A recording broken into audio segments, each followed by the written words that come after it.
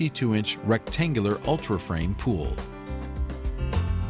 Your pool may differ slightly in the number of parts involved in the assembly depending upon size. Check that you have all the parts as listed in your manual. Do not start assembly if parts are missing. Call Intex Consumer Service for replacement parts. It is important to set up your pool on a completely level surface to keep the water balanced.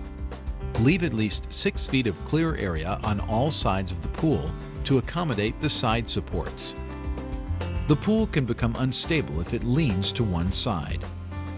Make sure the selected location is within reach by your garden hose and a GFCI type electrical outlet, because the pool should never be moved with water in it. Do not put the pool right against your house. Envision the traffic patterns around the pool and see where you can place the filter pump without people tripping over the electric cord. Some communities require fenced enclosures. Check with your city for local requirements. Before unrolling the pool, clear the area thoroughly of any object that would puncture the pool when it is in use. Ground cloths can also provide additional protection and should be carefully spread out to cover the area. Now you are ready to set up the pool.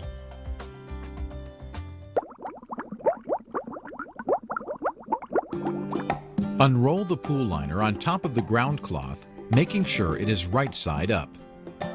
Do not drag the pool across the ground, since that may result in leaks. Locate the filter connecting holes. Make sure they are facing the area where you will put the pump. Double check to be sure that a GFCI type electrical outlet is within reach by the power cord. Allow the sun to warm the liner for easier beam insertion. Separate the beams by letter designation, A, B, C, etc. Be sure the liner is fully opened and spread out to the fullest extent on top of the ground cloth. Starting with one long side, slide an A beam, white ring first, into the sleeve opening located in the corner. Continue with B beams snapping into the A beam. It will be easier if another person holds the sleeve open as the beams are pushed into the sleeve. The assembly diagram in your instruction manual indicates the number of B beams required for your pool. Finish the side with a C beam. Keep the metal beam aligned with the white sleeve holes. Slide the beams into the other side in the same pattern. Assemble the beams in the ends of the liner, starting with a D beam, then an E beam if included for your pool, and ending with an F beam.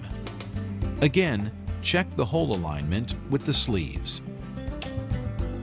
Before inserting the large U-shaped side supports into the frame, slide the restrainer straps onto them as shown. Keep the pool liner frame flat on the ground to make insertion of the supports easier. Squeeze the bottom buttons of the double button spring clips. Insert the support ends into the beam holes and release to secure the top buttons inside the beam. Repeat this procedure for all the supports. To erect the pool, you may raise one wall at a time, or if you have 4 people assembling, all the walls may be raised at once. Immediately pull the liner straps at each corner toward the restraining straps. Connect the liner straps to the restrainer straps by inserting connector rods. Connect all the rest of the supports to the liner straps and pull all of the supports out taut at the bottom. Consult your local pool supply or home improvement center for advice on suitable pads to put under the supports if your ground is not solid or is covered with asphalt. Position the long wall top rails so they are leaning over the short wall top rails. Install the corner braces as shown. Please refer to the main menu for ladder assembly instructions before continuing to set up your pool. Using the ladder, enter the pool to smooth out the liner all around and check that the plugs are inserted into the 2 drain valves. push all corners of the liner outward. On the outside, check that the drain caps are screwed on securely.